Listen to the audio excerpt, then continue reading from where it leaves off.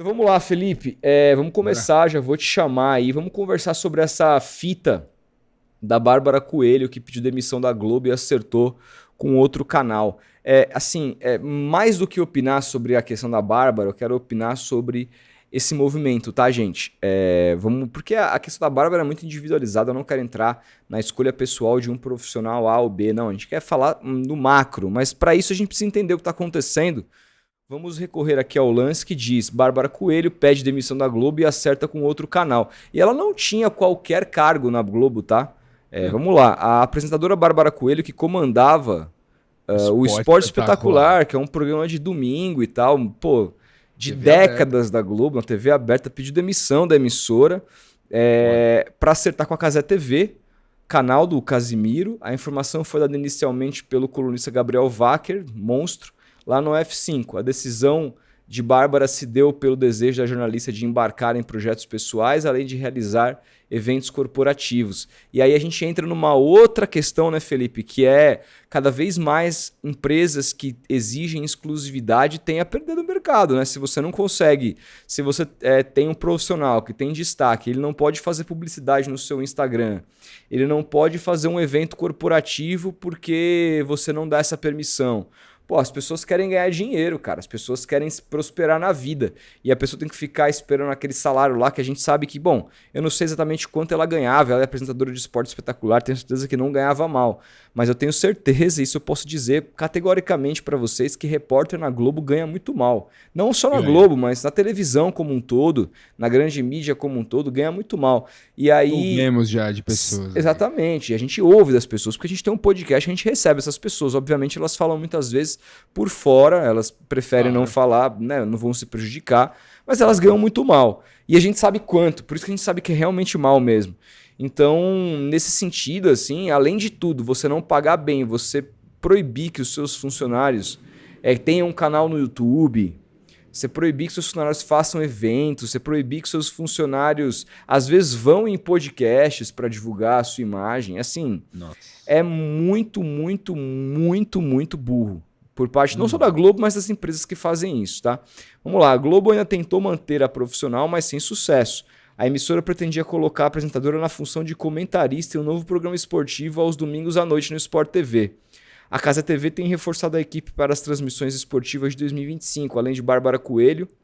O canal também fechou a contratação de outros nomes, como Carol Barcelos, que já tinha saído da Globo, o Djalminha, que já está atuando, né? O Luiz Alano, espetacular contratação, que Grande foi narrador. negligenciado pelo SBT, e Gabriel Simões, ex-TNT Esportes. A apresentadora Muito bom está na... comentarista.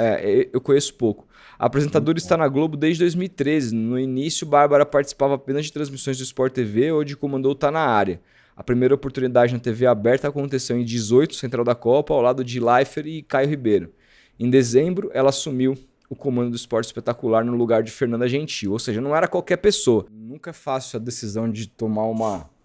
Grande Ter profissional, uma cara. assim, você sair depois de 12 anos de uma empresa não é fácil. Ter essa... Tem que pesar muita coisa para você decidir fazer esse movimento, e aí que eu entro, né, cara? Mesmo pesando tudo isso, as pessoas estão cada vez mais tomando essa postura. Eu me lembro do André Hernan, cara. A gente entrevistou assim que ele deixou a Globo e foi na época para NWB, está lá até hoje, né?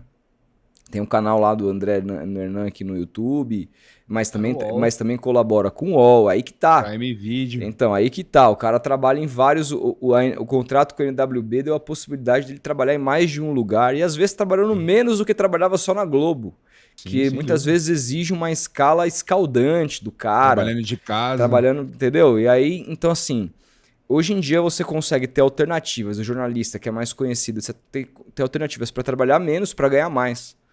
Isso é um prato cheio É para um qualquer sonho. profissional, entendeu? Então, eu acho, cara, que a gente está caminhando para um momento que as emissoras vão ter que mudar a maneira de ler, tá?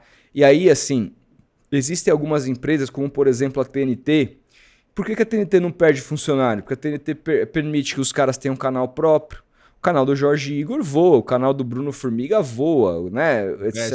O canal do VSR voa. Os caras têm a possibilidade de ganhar. Se quiserem vender patrocínio nesses canais, eles têm total possibilidade, desde que não seja conflito de interesse com a TNT. Mas mesmo, por exemplo, patrocinadores conflitantes da TNT, eles têm a possibilidade. Cada um tem uma casa de apostas diferente, por exemplo, sim, etc. Eles podem fazer eventos, eles podem estar, né, em outras coisas. Tem essa liberdade de ser, né? A TNT sabe que eles aparecem muito por lá, que deu visibilidade para eles através dos seus respectivos eventos, mas ela não tenta empacar a vida desses caras porque ela sabe que esses caras são importantes para ela em longo prazo. A Globo, por exemplo, já tem uma postura completamente diferente. A Globo abriu uma agência interna de publicidade que os caras que fizerem propaganda só podem fechar a partir dessa agência, então essa agência teria participação do que o cara ganhar, etc. Você tem, por exemplo, impossibilidade, vamos falar que existem pessoas da Globo que querem vir no Tomando Uma, que não foram liberadas pela própria Globo, não são liberadas para ir em podcast. Eu não sei se é um problema da Globo conosco ou se é um problema da Globo com... Tem alguns, por exemplo, o Charla, mas o Charla trabalha dentro da Globo, tem um outro tipo de relação, né, com a questão do Premiere. Eu acho que eles voltam esse ano para fazer uma rodada de brasileiro por lá, então é uma outra relação, a gente não tem essa relação, mas fato é que no fim do dia a gente está dando luz aqui a um comentarista, a um narrador que pode viralizar. Isso pode ser bom para o cara, mais do que para a Globo, assim. E a Globo não tem esse olhar carinhoso nesse sentido para com a pessoa, porque quando a pessoa vem num podcast, ela não está recebendo R$1 por isso, mas ela está tendo a oportunidade de contar uma história, ela está tendo a oportunidade de conversar com um público que talvez não a consuma, e aí criar relação com esse público, né? Então isso é bom para a pessoa, ainda que ela não esteja ganhando nada, porque assim, o business gira assim, a gente nunca pagou R$1 para uma pessoa vir aqui e não pretendemos pagar, mas a gente consegue oferecer essa possibilidade de a pessoa conversar com outro público, de contar coisas que às vezes nunca contou, e isso é interessante para ela. Mas aí quando a Globo trava esse tipo de coisa, é muito ruim para o repórter, para o profissional em si. Então tem essa questão. Aí tem uma questão também, por exemplo, a ESPN. Já a ESPN sempre foi a maior parceira que nós. Libera as pessoas, sabe assim, convence as pessoas. Eu soube que, por exemplo, eles têm lá uma intranet lá que eles divulgam o nosso podcast quando vem um convidado deles para as pessoas lá de dentro assistirem. São os puta parceiros, sem contar que o Jonatas, assim, que é um cara que toca com a gente a parte ali, né, de assessoria, que conversa com as pessoas, é um puta cara legal. Não tem o que falar da ESPN, mas a ESPN também é uma empresa que perdeu funcionários por conta dessa coisa da exclusividade, não permitir que o pessoal, por uma política da Disney, tenha canais fora, né? Não tenham canais de YouTube. Vamos lembrar que a saída do Mauro da ESPN se dá por conta disso. E você, com todas as ressalvas que eu tenho ao Mauro César, ele é um cara muito grande, um cara muito relevante. Falar qualquer outra coisa contra isso é simplesmente ser maluco. E ele, por exemplo, a decisão dele sair da ESPN é muito tomada a partir desse lugar da exclusividade. O cara já tinha um canal grande, já vinha investindo nisso há muito tempo, via possibilidades. O cara trabalhava para o UOL, isso aqui, o cara tem que ser exclusivo da ESPN, e aí na hora de você receber, não, tá bom, quanto você me oferece por isso? Não empata com os que ele ganha fora, o cara vai cair fora, não tem porquê. O próprio Nicola também, que é um cara que eu particularmente não tenho, assim, como é que eu posso dizer? Não é um cara que eu consumo, por assim dizer, mas é um cara também que também tem muitos inscritos no canal dele, dá muitas informações, etc. E exigiram que ele tirasse o canal do ar. Alguns comentaristas da ESPN decidiram tirar o canal do ar. O Bertozzi é um exemplo, ele tinha um canal, ele simplesmente não produziu mais pro canal dele para ficar. O Biratã Leal, quando foi contratado pela ESPN, tinha um canal, todo mundo lembra do canal do Bira. Não existe mais, ele produz o mesmo conteúdo, mas para os canais do YouTube da ESPN. Eu acho que essa é uma postura que deve ser, eu imagino que no longo prazo, ela deve ser revista pelas grandes corporações. Porque hoje em dia você tem... Se você tinha só ESPN e o cara fala assim, pô, tem que escolher entre o meu canal e a ESPN, ok. Mas hoje em dia, com esses outros players que estão permitindo que as pessoas tenham seus canais próprios, que elas fechem as suas próprias publicidades, fica mais difícil de competir. Quando surge uma Casa TV, quando tem a TNT que permite, quando tem outros canais por aí, a Flá TV, que tirou profissionais grandes por aí. A Flá TV tirou o João Guilherme, da Paramount, recentemente, e tirou a menina lá que era da própria ESPN, que veio aqui, Felipe, a loira, Daniela Boaventura. a Daniela Boaventura da ESPN. Eles estão agora na Flá TV. E você acha que a Flá TV não vai permitir que a Daniela faça eventos, que faça publicidade nas suas redes, que trabalhe eventualmente para outras mídias digitais? Lógico que vai. Então aí você começa a ver um movimento muito claro de jornalistas, claro, que são maiores. A grande mídia ainda é importante para caras que tem uma oportunidade ali, o cara tá começando, o cara tem uma oportunidade de aprender, e é muito importante. Eu gostaria de ter tido uma oportunidade como repórter numa Globo da Vida, lutei por isso, não consegui, numa ESPN e tal. Eu não era filho de ninguém, infelizmente. Mas, cara, assim, no fim do dia, e tem pessoas também que não são e conseguem, né? Mas no fim do dia, assim, o que eu quero dizer... Não, mas eu ouvi isso de pessoa lá dentro. Então, né? Mas assim, o que eu quero dizer, assim, é que no fim do dia, se a gente tivesse tido essa oportunidade, talvez a gente fosse... E aí talvez a gente tivesse menos relevância hoje. Talvez a gente tivesse menos poder aquisitivo hoje, no sentido de poder se manter, porque, né? Então, assim, e outra, menos possibilidades de ter maior poder aquisitivo, porque aqui a gente tem uma empresa que, num contrato que fecha, pode mudar a nossa realidade. Dentro de um contrato CLT, você vai ganhar aquilo, você vai ter uma participação, um aumentinho, de repente você arruma uma proposta para sair, o cara pode cobrir ou não, melhorar um pouquinho, mas não vai passar disso.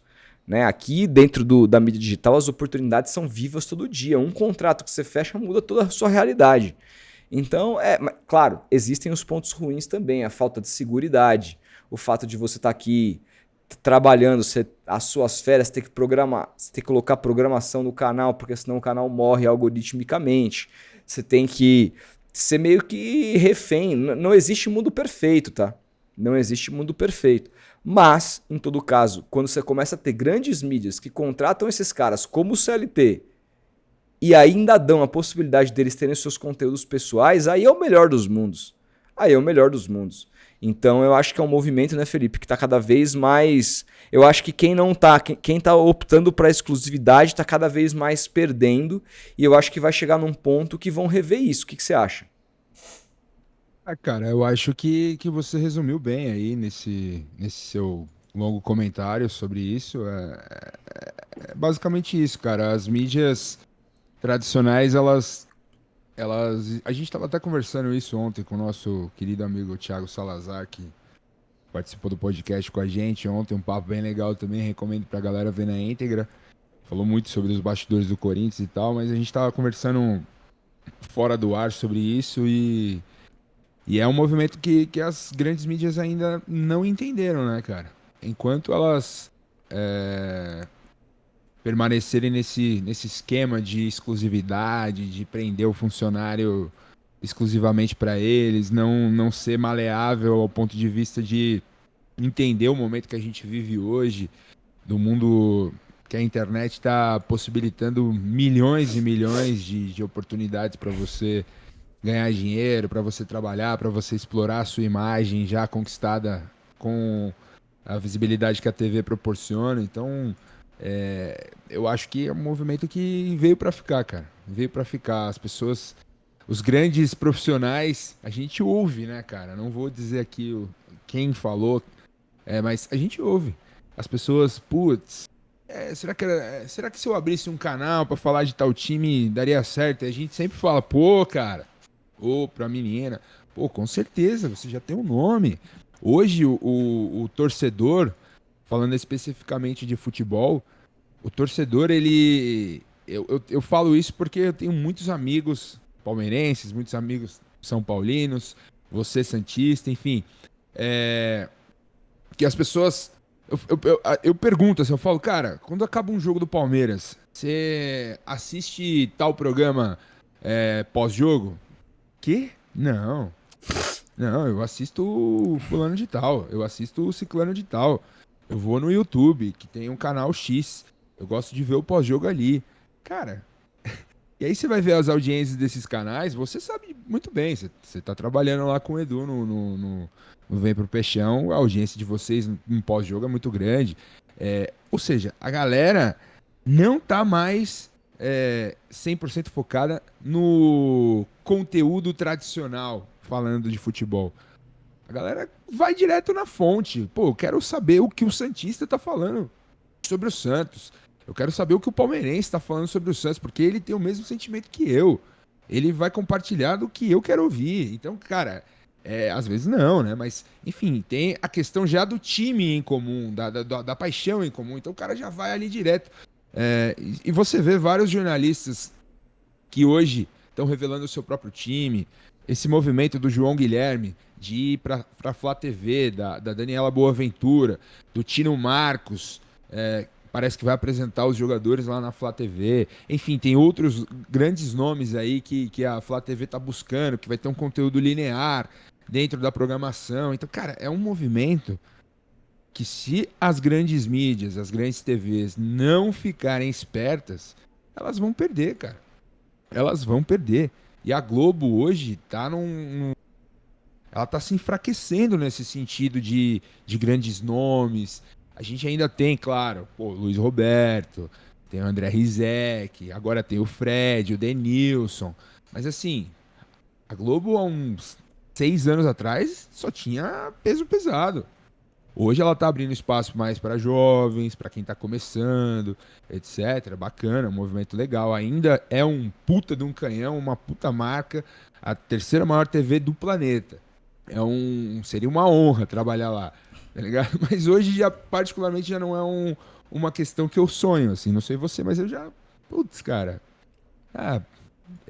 Acho que a gente tá aqui na internet fazendo o nosso nome aqui, nosso trabalho, tem a nossa empresa, então, cara, sinceramente, você sonha em trabalhar na Globo? Hoje não. Hoje não. Mas aí você vê esse movimento dos jornalistas com nome, com renome, indo pra internet, indo pra uma casa TV, que tem um conteúdo diferente, que fala para um público diferente, um público extremamente engajado. Então, cara, é um momento do jornalismo esportivo que, se você me perguntasse há 10 anos atrás se eu imaginaria isso, ou se você perguntasse, você imagina a Bárbara Coelho saindo da Globo pra trabalhar no YouTube? Você ia falar, você tá louco, cara. Não, mas é isso. São os tempos atuais, a possibilidade de você ser multitarefa é sedutor, cara, é sedutor. É isso, cara, eu concordo. Mas eu acho que isso é uma tendência de mudança, sabe? Eu acho que as coisas vão mudar, acho que eles vão entender, vão ver que não tem sido interessante para eles, porque no fim do dia a concorrência, quando oferece algo melhor e você começa a perder pessoas, assim, não à toa, na própria matéria diz que a Globo tentou segurar, que a Globo era uma perda para ela. Então, claro. E ela não conseguiu, né? E aí você fala, puta, mano, tem nego aí oferecendo condições melhores. Eu sei que eu sou a Globo, eu sei que eu sou a Disney, mas a galera não tá olhando mais pro meu nome, tipo, pro Walt Disney, tá ligado? O cara que criou a Branca de Neve, nem a Globo, o Roberto Marinho, não estão olhando mais para isso. Estão olhando para as condições de trabalho no dia a dia e estão um pouco apegados com essa coisa da grife. E sem contar que essas emissoras como TNT e Casa já são grife também. O cara fala, trabalha na Casa TV, o rostinho do Casimiro ali no microfone já é uma puta grife, cara. Boa. Puta grife. Então, assim, a coisa realmente mudou mesmo. E vamos ver qual vai ser o futuro dessa organização de grandes mídias em torno desses profissionais. Fechado? É isso. Fechado.